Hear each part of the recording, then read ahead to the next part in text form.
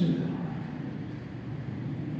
Assalamualaikum warahmatullahi wabarakatuh.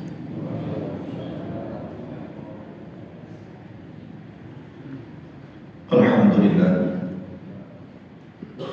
Alhamdulillahilladzi hamdan katsiran thayyiban mubarakan fihi kama yuhibbu rabbuna wa yarda. Asyhadu an la ilaha illallah.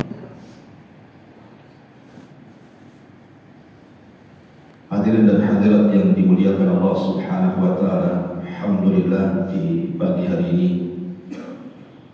bersyukur kepada Allah Subhanahu wa taala kita masih bisa melaksanakan kewajiban Allah salat subuh berjamaah.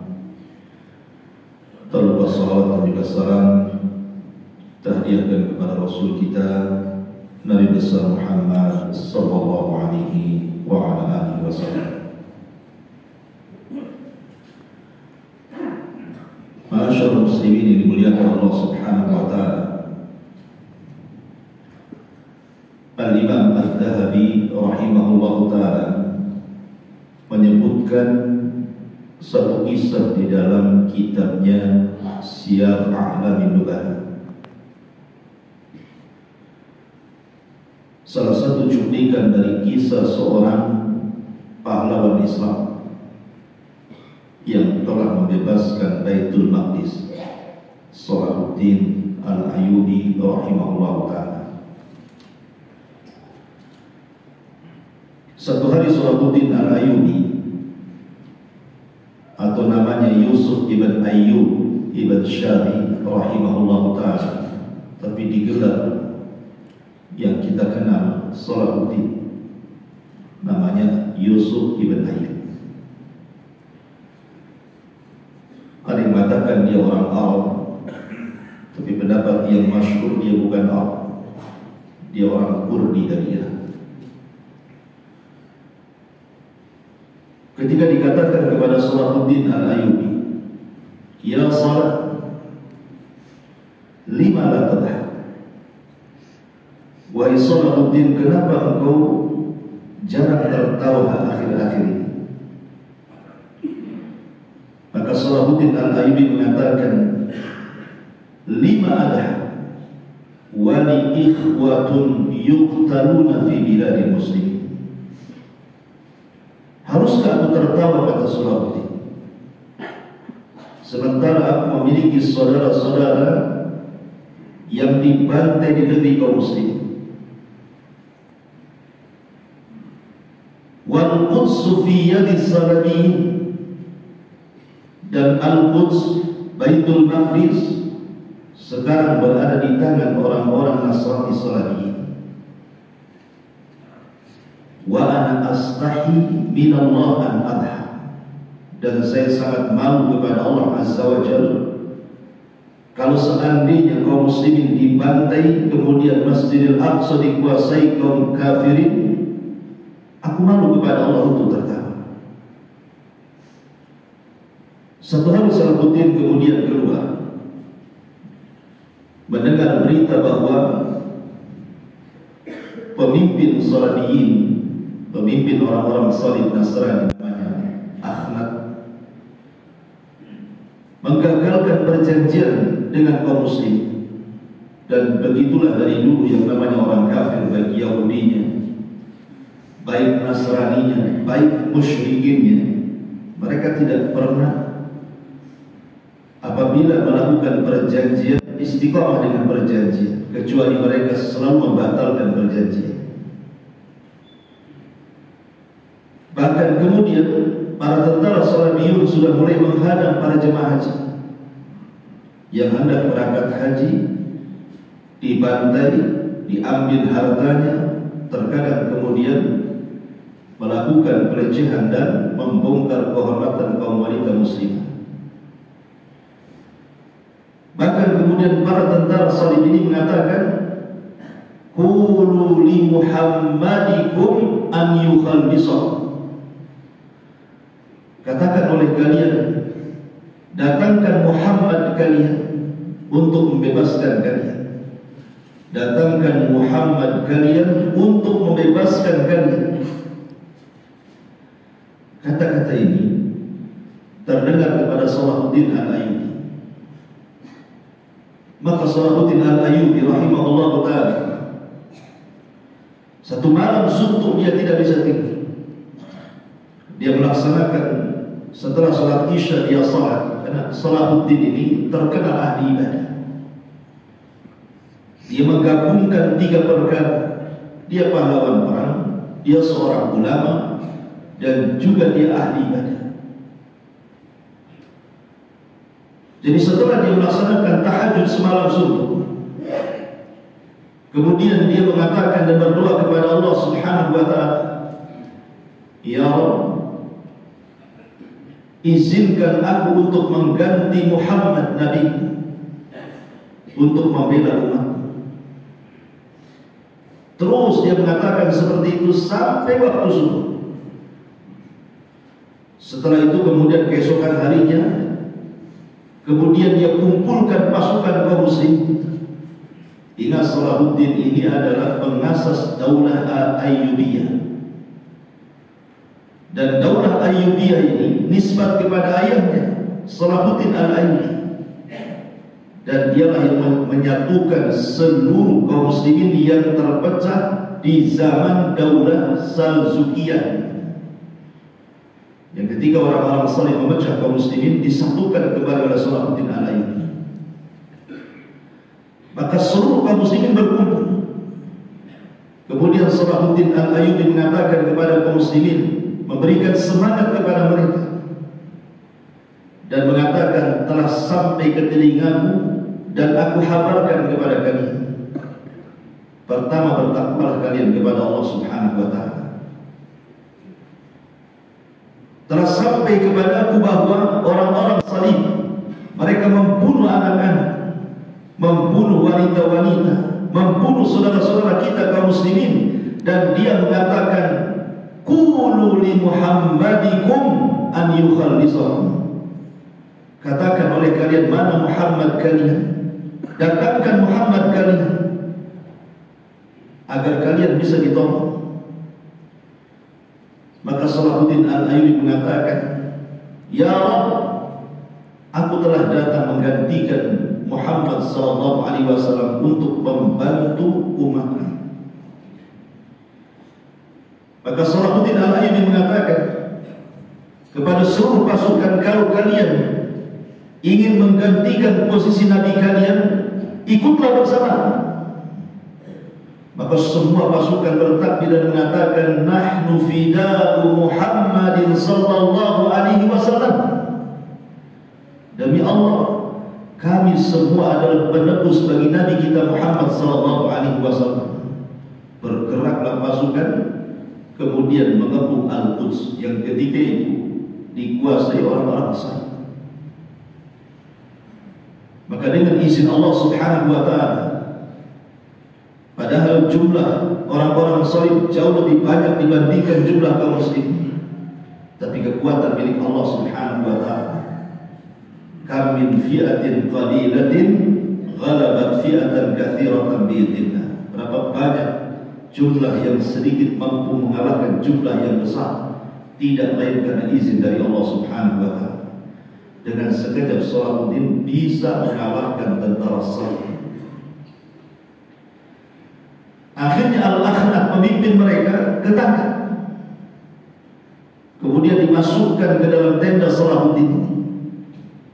Kemudian Salahuddin mengatakan, engkau yang mengatakan, qulu li Muhammadikum an yukhallisahum. Engkau yang mengatakan kepada orang-orang, mana Muhammad kalian yang akan membebaskan kalian.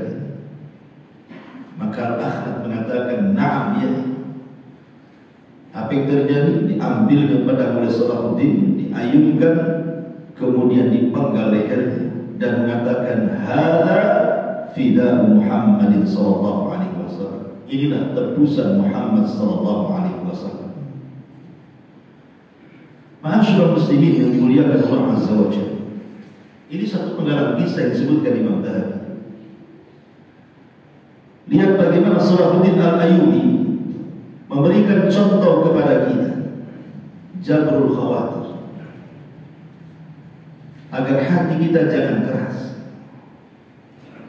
apabila mendengar saudara-saudara kita yang mereka sedang berhajat kepada pertolongan kita. Di zaman Nabi Sallallahu Alaihi Wasallam, Nabi Sallallahu Alaihi Wasallam dan juga para sahabatnya serta secara keseluruhan Bani Hashim itu pernah diboikot total selama 3 tahun oleh orang-orang musyrik Arab. Tidak boleh ada jual beli, tidak boleh ada yang mengirim makanan, minuman, betul-betul diboikot secara total 3 tahun lamanya. Sampai anak-anak ke lapangan, sebagian kaum muslimin harus memakan dedaunan-dedaunan. Sampai apabila mereka mendapatkan bangkai keledai atau bangkai kuda atau yang semacamnya, terpaksa mereka menyamak kulitnya dan memakannya hanya untuk bertahan hidup. Sampai harta Khadijah bintu Khuwailid, istri tercinta Rasul, habis karena memberi makan seluruh kabilah Bani Hashim yang sedang diboikot oleh 18 kabilah orang-orang musyrik. Setelah 3 tahun pemboikotan itu, berdirilah seorang musyrik namanya Zuhair ibn Umayyah At-Tamimi. Zuhair ibn Umayyah ini walaupun di atas kesyirikannya masih menyembah berhala, tapi hatinya tergerak dan terbuka. Masih ada sisi kemanusiaannya. Jadi dia mengatakan kepada para pembesar Quraisy, "Ya Quraisy, aina qulubukum?" Wahai Quraisy, di mana hati-hati kalian? Mereka manusia. Aku tidak seakidah dengan mereka, tapi mereka adalah manusia. Kemudian dia berjanji demi Allah, aku akan membela mereka sampai kalian menurunkan perjanjian-perjanjian yang membahayakan itu. Zuhair ibn Umayyah At-Tamimi di atas kesyirikan, tapi dia punya hati yang lembut. Apakah kemudian kita kaum muslimin yang jelas-jelas di atas keislaman tidak lebih lembut hatinya dibandingkan Zuhair seorang yang musyrik? Harusnya seorang muslim jauh lebih lembut dibandingkan orang-orang musyrik. Ma'asyiral muslimin yang dimuliakan Allah Subhanahu wa taala, di zaman Nabi Sallallahu Alaihi Wasallam juga, tepatnya di pasar Bani Qunaiqah, ada seorang wanita. Ketika dia berbelanja, kemudian dia sedang duduk, diikat bajunya. Kemudian baju itu diikatkan di kursi. Tali yang diikatkan kepada baju wanita muslimah itu, kemudian tali itu diikatkan di kursi. Ketika wanita itu bangkit, tiba-tiba kemudian tali itu menarik bajunya. Akhirnya baju itu kemudian lepas dan nampak aurat. Maka wanita ini kemudian berteriak dan mengatakan, "Wa Islamah, wahai orang-orang Islam, tolong aku." Kebetulan ada seorang sahabat yang lewat di situ. Nggak terima, kemudian dibunuhlah orang yang sudah melecehkan wanita ini. Maka bergerak satu pasar orang-orang Yahudi Bani Qunaiqah membunuh sahabat ini karena sudah membunuh orang yang melecehkan wanita itu. Sampailah berita ini kepada Nabi Sallallahu Alaihi Wasallam.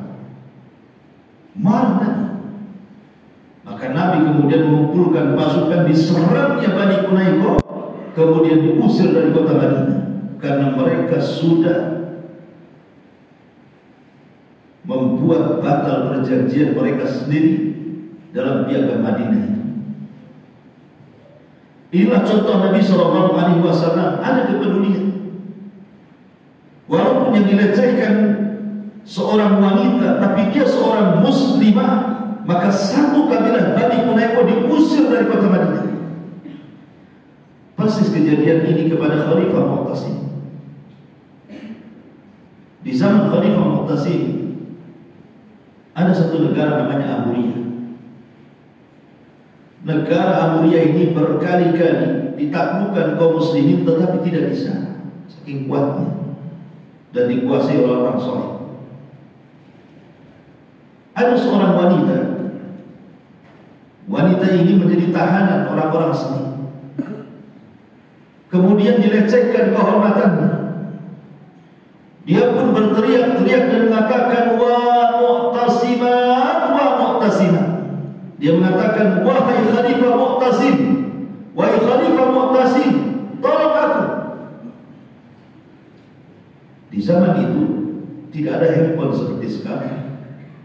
Alhamdulillah, kita sekarang tahu posisi kejadian yang ada di barat dan di timur. Cukup dengan handphone kita bisa menyaksikan dan mendengarkan informasi di mana saja, yang jauh menjadi dekat. Tapi di zaman itu tidak ada informasi. Wanita ini ada di Amuria, negara lain. Mu'tasim itu ada di Baghdad. Tapi ada seorang muslim dengan takdir Allah Subhanahu wa taala mendengar cerita wanita itu dan mengatakan, saya akan datang kepada Mu'tasim dan akan melaporkan apa yang kau teriakkan wahai muslim. Berangkat orang ini dari Amuria ke Baghdad. Sampai di Baghdad dia datang kepada istana, kemudian menghadap Mu'tasim dan mengatakan, ya Khalifah, aku datang dari Amuria. Aku mendengar seorang wanita menjerit-jerit meminta tolong kepadamu dan mengatakan, wa mu'tasimat, wa mu'tasimat. Wahai Khalifah Mu'tasim, di mana kau? Tolong aku. Ketika kemudian Khalifah Mu'tasim, padahal Khalifah Mu'tasim terpengaruh dengan Mu'tazilah ketika itu. Tapi bagaimana kemudian Khalifah Mu'tasim tidak terima pada satu wanita muslim? Itu negara kuat Amuria. Tapi dia dengan keyakinan yang mengatakan, aku akan membebaskan wanita itu, aku akan membebaskan wanita itu. Digerakkan satu kota Baghdad. Kaum muslimin bergerak ke Amuria. Kemudian dengan izin Allah Subhanahu wa taala, Khalifah Mu'tasim menghancurkan Amuria sampai ke akar-akar dan berhasil membebaskan wanita yang berteriak wa mu'tasimat itu dan mengatakan, al-an ji'tuki ya muslimah, aku sudah datang wahai muslimah, tenangkan diri. Ma'asyiral muslimin yang dimuliakan Allah Subhanahu wa taala, sebab itulah akhirnya Khalifah Mu'tasim memaafkan Imam Ahmad bin Hanbal rahimahullah taala, memaafkan kesalahan Khalifah Mu'tasim karena dia sudah membebaskan Amuria karena cerita seorang wanita. Tapi lihat bagaimana di sini Khalifah Mu'tasim juga mengajarkan kepada kita, padahal di atas Mu'tazilahnya, bahwa tetap saja kemanusiaan itu juga penting. Hari ini apabila kita ini bercerita tentang perang Palestina dan juga Zionis Yahudi Israel, masih ada juga yang komen tentang perbedaan-perbedaan akidah yang ada di sana. Masih cerita Hizbullah, Syiah, Hamas, inilah dan begitu seterusnya. Ma'asyiral muslimin yang dimuliakan Allah Azza wa Jalla, barusan saya mendengar potongan fatwa daripada Syekh Utsman Khamis hafizahullah ta'ala. Dia mengatakan, hari ini jangan cerita Hamas, jangan cerita Hizbullah, biarkan para ulama yang mengatakan, menilai siapa mereka. Tapi kenyataan hari ini, kata beliau, kaum muslimin sedang dibantai, anak-anak dibunuh, wanita-wanita dibantai, masjid-masjid dirusak, fasilitas rumah sakit dibom. Sekarang di Palestina ini bukan cerita perang antara Israel dengan Hamas, Israel dengan Hizbullah. Ini perang antara kekafiran dan keimanan. Hari ini kita sedang melihat saudara kita yang muslim sedang berperang dengan orang kafir. Kesampingkan soal Hamas dan Hizbullah, Sekarang kenyataannya bukan seperti itu. Rakyat Palestina yang tidak berdaya dan tidak bersalah, mereka sedang meregang nyawa. Setiap hari mereka dibombardir seolah-olah tidak pernah surut bom di mana-mana. 1-2 hari kemarin kita mendengar berita, bayangkan kamp pengungsian dibom. Ratusan orang meninggal, ratusan orang terkena runtuhan, anak-anak kecil banyak yang meninggal. Betul-betul genosida yang nyata, memang mau menghancurkan semua warga Palestina. Ikhwan, bersyukurlah kepada warga Palestina. Mereka sudah mengupayakan fardu kifayah kepada kita menjaga Baitul Maqdis, menjaga Masjidil Aqsa. Kalau bukan karena Allah, kemudian orang-orang yang di Palestina, apa nasib Masjidil Aqsa? Mereka sudah menegakkan fardu kifayah. Kita tidak perlu datang ke Palestina menjaga Masjidil Aqsa, sudah ada mereka. Artinya mereka sudah menegakkan fardu kifayah untuk kita.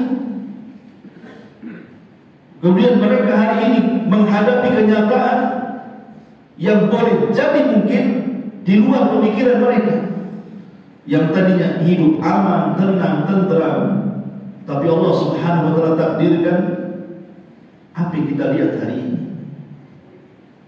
Mereka tidak bisa keluar dari situ masalahnya. Sekarang banyak kemudian ada orang mengatakan harusnya mereka hijrah. Hijrah ke mana? Negara-negara Islam juga sudah menutup. Mereka hanya melihat kenyataan yang ada saja. Bahkan anak-anak kecil, saya lihat berita ini, mulai menulis di tangan-tangan mereka nama-nama mereka. Anak-anak kecil, usia 3 tahun, 4 tahun, 5 tahun itu, disuruh tangan-tangan mereka ditulis nama-nama mereka, supaya kalau mati tidak susah lagi ini anak siapa, karena sudah ada nama di tangan. Semua anak Palestina. Ma'asyiral muslimin yang dimuliakan Allah Subhanahu wa taala, Allah berpesan kepada kita, innamal mu'minuna ikhwah. Namanya orang muslim itu bersaudara kita dengan mereka. Dan Nabi SAW mengatakan, mathalul mu'minina fi tawadihim wa tarahumihim kal jasadil wahid idza ishtaka minhu udhun tada'a lahu sa'irul jasadi bis-sahari wal humma. Permisalan seorang muslim dengan muslim yang lain seperti satu badan. Kalau sakit maka merasakan semuanya. Dan muslim satu dengan yang lainnya kal bunyan yashuddu ba'dahu ba'dha, kata Rasul. Harusnya muslim satu dengan yang lainnya itu saling memperkuat dengan satu dengan yang lainnya. Lihat Salahuddin Al-Ayyubi di mukaddimah yang saya ceritakan. Dia tidak bisa tertawa ketika melihat saudara-saudaranya dibantai oleh orang-orang kafir, dan dia merasa malu kalau seandainya tertawa di tengah-tengah penderitaan kaum muslimin. Ini yang harusnya kemudian ditanamkan hari ini. Bahkan kata Syekh Khamis, dia mengatakan wajib hari ini kaum muslimin menolong saudara-saudara kita di Palestina. Wajib. Arti wajib di sini tentu, kalau yang dimaksud mungkin kita berangkat dengan fisik-fisik kita dan berjihad di sana, mustahil.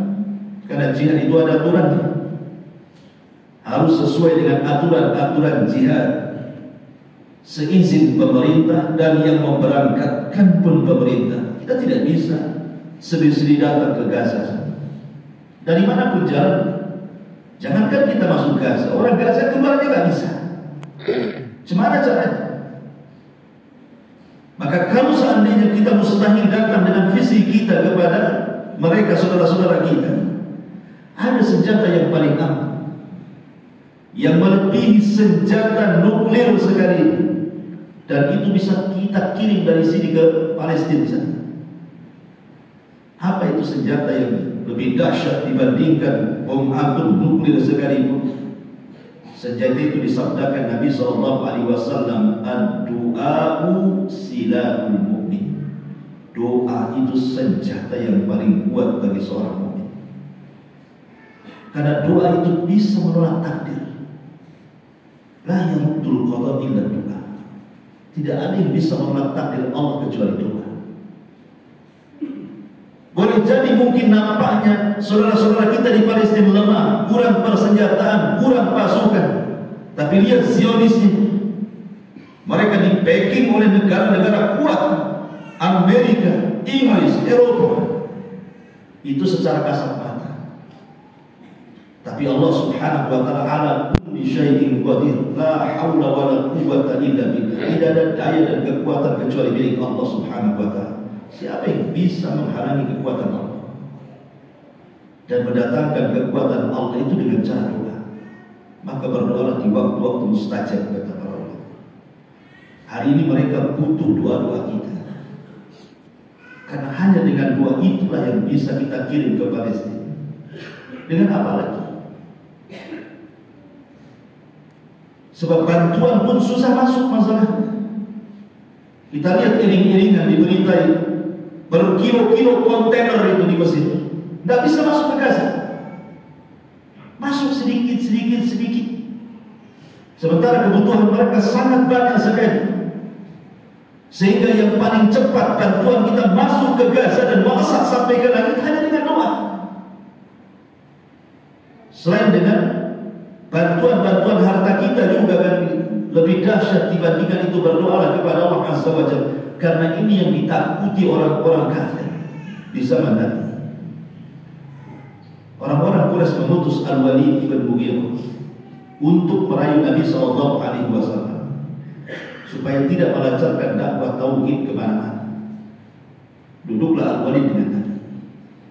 Kemudian mulai dia tanazul. Yang tadi keras melawan Rasul mulai melembut dan mengatakan, ya Muhammad, sebenarnya apa yang kau dakwahkan itu? In kunta turidu malan jama'na min amwalina. Kalau kau ingin harta, kan kumpulkan harta kami. Kami jadikan kau orang paling kaya di tengah-tengah kami, tapi stop dakwah. Wa in kunta turidu malikan malaknaka iya. Kalau kau ingin jadi pemimpin, kami angkat kau jadi pemimpin kami. Tapi berhentilah dalam dakwah. Wa in kunta turidu nisaan zawajnaka bi ajmali fatati Quraisy. Tapi kalau engkau karena dakwah hanya mengejar seorang wanita, kami carikan wanita tercantik dari wanita-wanita Quraisy, kami nikahkan dia dengan kamu. Kau tinggal pilih saja, tunjuk mana wanitanya. Atau kalau engkau memang gila, sakit, anaknya kami carikan tabibnya, dokternya. Tapi Rasul tidak. Sampai mendengarkan ucapan Al-Wali panjang lebar, sampai akhirnya kemudian kata Nabi SAW, hasbuka ya Wali, cukup. Giliran apa yang bicara sekarang. Maka kemudian Nabi SAW membacakan satu ayat. Rasul tidak menjawab dengan jawaban yang panjang, cukup dia menjawab dengan ayat Al-Quran dan mengatakan, ya Wali, katakan kepada orang-orang Quraisy, Allah Subhanahu wa taala berfirman, fa in a'radu anzartukum sa'iqatan mithla sa'iqati 'adin wa thamud. Wahai Walid, katakan kepada orang-orang Quraisy itu, Allah berfirman, kalau mereka berpaling dari kebenaran, aku peringatkan mereka dengan hari lintar yang akan datang dari langit dan akan membumi hanguskan seperti membumi hanguskan kaum Ad dan kaum Tsamud. Kemudian Rasul mulai mengangkat tangannya berdoa, ketakutan Al-Walid dan mengatakan, hasbuka ya Muhammad, cukup. Jangan kau berdoa. Takut Al-Walid dengan doanya Nabi SAW. Lihat bagaimana Nabi SAW mencontohkan. Karena doa itu kalau datang dari hati yang penuh dengan keyakinan, keikhlasan kita kepada Allah, tidak ada keraguan-raguan. Datangkan syarat-syarat dan rukun-rukunnya. Ambil tempat-tempat dan waktu-waktu yang mustajab. Tidak ada yang mustahil bagi Allah Subhanahu wa taala.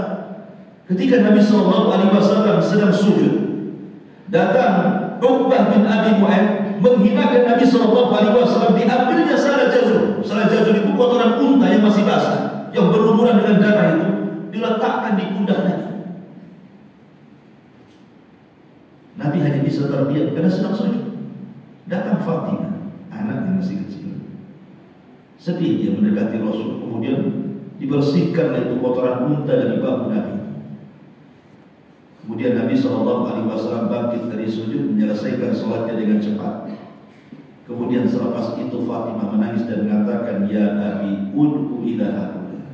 Wahai ayah, doakan keburukan kepada mereka. Mereka sudah melampau. Akhirnya kemudian Nabi SAW terpengaruh dengan ucapan Fatimah. Kemudian mengatakan, Allahumma al'an fulan, Allahumma al'an fulan, Allahumma al'an fulan. Ya Allah, laknat si fulan, si fulan, si fulan. Disebutkan namanya satu-satu. Kata perawi hadis, semua nama yang didoakan laknat oleh Rasul ketika peristiwa itu, Allah Subhanahu wa ta'ala ijabah di perang Badar.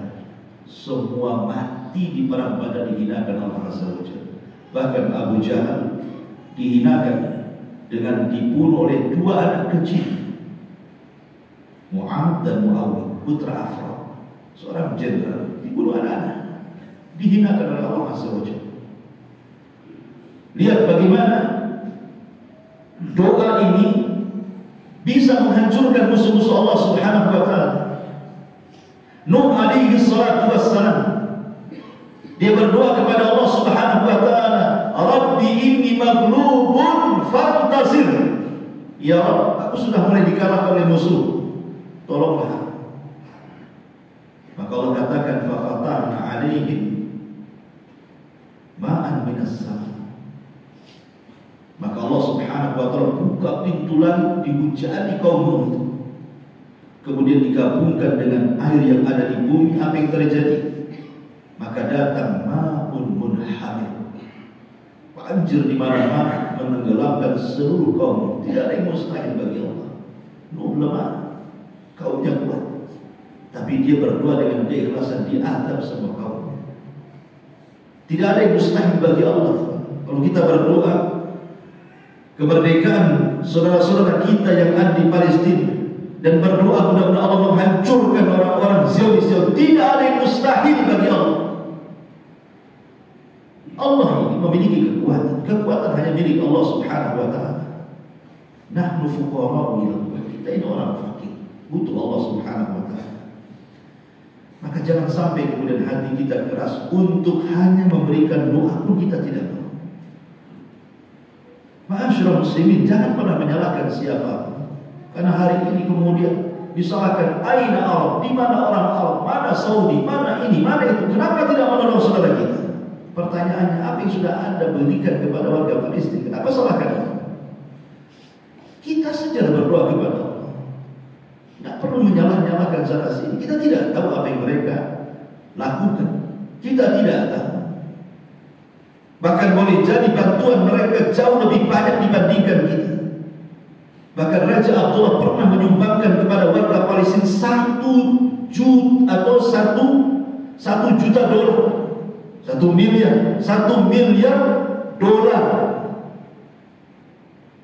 Kalau kita mungkin 1 miliar rupiah, ini 1 miliar dolar dari kerajaan Saudi. Itu rajanya satu orang, belum masyarakatnya. Ma'asyiral muslimin yang dimuliakan Allah Azza wa Jalla. Maka kalau kita sudah tidak bisa membantu kita dengan harta-harta kita, hanya satu, berdoa kepada Allah Subhanahu wa ta'ala. Dan yang sering saya ulang-ulang, jangan sebarkan berita hoax. Jangan termakan berita-berita yang ada di handphone. Kadang-kadang berita-berita yang ada di handphone itu kadang benar, kadang salah. Makanya Allah mengatakan, idza ja'akum fasiqun binaba'in fatabayyan. Kalau datang orang fasik menghabarkan berita kepada kita, tidak boleh kita langsung kemudian percaya. Kalau cek dulu kebenaran. Jangan pernah menyebar hoax, karena ini urusan jiwa, urusan perang. Ma'asyiral muslimin yang dimuliakan Allah Azza wa Jalla. Inilah nasihat saya di pagi hari. Mari buka hati kita, berdoa kepada Allah Subhanahu wa ta'ala. Semoga Allah memberikan ketabahan kepada saudara-saudara kita yang ada di Palestina. Dan semoga anak-anak kecil yang belum balik meninggal menjadi syafaat bagi orang tua. Dan ingat, mereka menolong agama Allah, maka Allah akan menolong mereka tidak di dunia dan di akhirat. Peperangan antara hak dan yang batil sudah nampak di depan kita. Kalau seandainya saudara-saudara kita yang ada di Palestina mereka berperang kemudian mati, insya Allah syuhada. Tapi orang-orang Zionis Yahudi kalau mereka mati dipastikan masuk neraka. Itulah bedanya peperangan kita dengan orang-orang kafir. Kita mengharap surga, tapi mereka mengharap dunia. Wallahu a'lam bishawab. Dan tidak ada manfaat tersebut. Gimana dengan Nabi lakukan Yahud dengan sebutan atau Mansurah itu? Tahu saya yang bisa membunuh para Yahudi cuma sahabat dan Nabi sendiri. Gimana? Ada Nabi pernah menyebutkan lakukan Yahud. Jadi kalianlah yang akan membunuh para Yahudi. Jadi ada sebutan juga apa Ipa Mansurah, ini yang di akhir zaman nanti ya yang bisa membunuh orang Yahudi ya. Iya. Hadis lengkapnya bukan begitu. Nabi SAW mengatakan la taqumus sa'ata hatta tuqatiluna al-yahud. Tidak akan tegak hari kiamat sampai kalian bisa memerangi orang Yahudi. Sampai orang Yahudi kemudian lari di balik batu, dan batu mengatakan, ya Muslim, Muslim, ini Yahudi di belakang saya, bunuh dia. Hadis ini jangan disalah kaprah dalam pemahaman, karena ada yang memahami akhir-akhir ini kalau seandainya Israel kalah, Palestina merdeka, berarti kiamat sudah dekat. Maksudnya kiamat besar. Karena di sini Rasul mengatakan tidak tegak hari kiamat sampai engkau memerangi orang Yahudi, dan Yahudi diketahui sembunyi di batu, dan batu mengatakan, hai Muslim, Yahudi di balik saya, bunuh dia. Seolah-olah kesannya kalau seandainya Yahudi sudah kalah berarti kiamat tegak, kan? Bukan seperti itu pemahaman. Kiamat itu tidak ada yang tahu kecuali Allah. Tidak ada yang tahu kecuali Allah. Rasul saja tidak tahu. Kita yakin kiamat sudah dekat, tapi dekatnya kapan? Wallahu a'lam. Karena Rasul mengatakan, ana was-sa'ah kahataini, saya dan hari kiamat itu seperti ini. Artinya dengan diutusnya Rasul, wafatnya Rasul saja, itu sudah dekat kiamat itu. Tapi dekatnya kapan? Karena kiamat itu harus dimukadimah dengan tanda-tanda. Ada tanda-tanda kecil, ada tanda-tanda besar. Adapun hadis Nabi SAW mengatakan, "Udud sitan baina yaday sa'ah." Ingat 6 perkara sebelum tegaknya hari kiamat. Salah satunya mauti wa fathi al-Qudsi, wa fathi Baitul Maqdis, kematianku dan terbebasnya Baitul Maqdis. Kalau seandainya kemudian berdalil dengan hadis ini juga bahwa kalau Baitul Maqdis terbebaskan, artinya Israel kan Palestina merdeka, berarti dekatlah kiamat itu. Tidak bisa juga hadis dijadikan dekatnya kiamat. Kenapa? Karena Baitul Maqdis ini sudah pernah dikuasai berkali-kali kaum muslim. Tidak juga kiamat sampai hari ini. Di zaman Umar menguasai Baitul Maqdis secara penuh berabad-abad, sampai akhirnya direbut kembali di zaman Abbasiyah oleh orang-orang Salim. Ketika itu berkuasa Saljuqiyah, sampai kemudian direbut kembali oleh Salahuddin Al-Ayyubi. Dari Salahuddin Al-Ayyubi ini juga berabad-abad Palestina itu di tangan kaum muslimin, sampai runtuhnya Turki Utsmani pada Perang Dunia Pertama. Baru kemudian diambil alih Yahudi sampai hari ini. Kalau sekarang kemudian diambil lagi kaum muslimin, menang lagi, apakah dekat dengan kiamat? Tidak bisa juga, karena tidak ada yang menunjukkan hal itu. Bisa saja habis merdeka dijajah lagi, merdeka dijajah lagi, kan seperti itu. Kita tidak ada yang tahu, karena yang namanya kiamat ini ada mukadimahnya. Sekarang kemudian muncul lagi isu bahwa Imam Mahdi sudah ada di tengah-tengah Palestina. Imam Mahdi lagi, cerita Imam Mahdi lagi. Kita yakin Imam Mahdi itu akan datang, tapi jangan diberkok. Imam Mahdi sudah ada di tengah-tengah Palestina, pasti Palestina. Ya, ya Rabbi. Siapa yang kata Imam Mahdi itu? Di mana dia? Ketemu di mana dia? Cerita Imam Mahdi sudah ada. Cerita Imam Mahdi itu sudah berpuluh-puluh tahun yang silam. Yang mengaku Imam Mahdi bukan satu orang, satu dunia ini tak berantah berapa jumlah. Di Indonesia saya ngaku Imam Mahdi itu banyak. Orang Medan pun ada yang ngaku Imam Mahdi. Jawa Barat perempuan aja ngaku Imam Mahdi, dia Edan. Jadi harus cerita ini. Kita ini makanya kita sedang melihat saudara-saudara kita dibantai. Ini pula cerita Imam Mahdi. Kemana-mana sih? Ini saudara kita sedang dibantai. Doakan, bantu. Jangan menyebarkan hoax. Kita hanya menyebarkan hoax. Imam Mahdi sudah ada, Imam Mahdi sudah ada. Inilah ajaran-ajaran orang Syiah sebenarnya. Sekarang ada lagu itu viral dari Iran, lagunya Ya Mahdi. Lagu ini lagu orang-orang Syiah. Karena mereka meyakini yang mereka yakini, tapi kita ahli sunnah berbeda keyakinan dengan mereka. Jadi melawan orang-orang Yahudi itu sudah sejak dulu di zaman Nabi itu sudah. Kita ini menang melawan orang Yahudi di zaman Nabi. Bani Quraisy terusir dari kota Madinah. Bani Nadir sama. Kemudian Bani Quraisy sama. Bahkan terakhir perang melawan Khaybar menang Nabi SAW. Bahkan sepanjang dari zaman Nabi SAW sampai hari ini. Dulu kan nggak ada orang Yahudi menguasai Palestina. Yang menguasai Palestina itu sejak zaman Nabi sampai terakhir kepada Turki Utsmani. Semua orang Nasrani. Yahudi ini kan belakangan. Nggak sampai 1 abad. Baru 70 tahun aja. Itu pun ada Inggris saja yang kemudian meletakkan orang-orang Yahudi di situ. Asli menjajah mereka itu. Mereka para penjajah. Karena itu negeri Islam. Beratus-ratus tahun orang Islam ada di sini. Adapun hadis tentang la tazalu ta'ifatun min ummati dhahirin al-haq la yadhurruhum man khadalahum hatta ya'tiya amrullah wa hum kadzalik.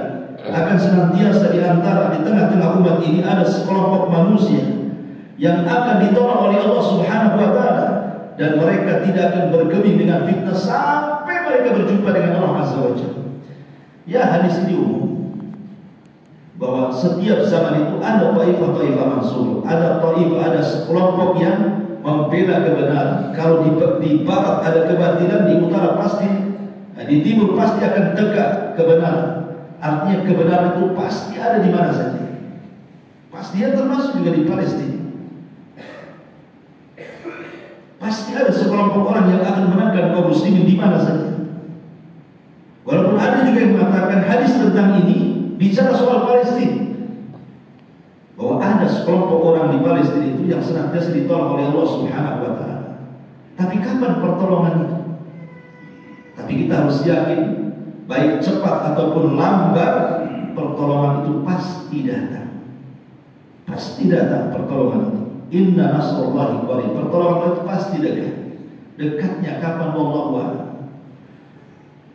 Makanya kenapa kalau kita menyatukan seluruh elemen kaum muslimin di semua negara Islam, kemudian kita membantu orang-orang saudara-saudara di Palestina, bukan tidak mustahil. Pasti kita akan mengalami kemenangan. Alhamdulillah kita lihat sekarang sudah mulai bergerak negara-negara, ada yang membantu ini dan bantu itu, senjata macam-macam. Ya. Kalau kita tidak bisa membantu apapun, ini banyak doa lah, apalagi yang bisa kita lakukan. Doa pun tidak bakhil. Ya. Jangan bakhil, itu menunjukkan kerasnya hati. Jangan sampai hati keras, karena itu menolak hidayah. Wallahu a'lam bishawab. Subhanaka wa bihamdika, asyhadu an la ilaha illa anta, astaghfiruka wa atubu ilaik. Wallahu ta'ala. Assalamualaikum warahmatullahi wabarakatuh.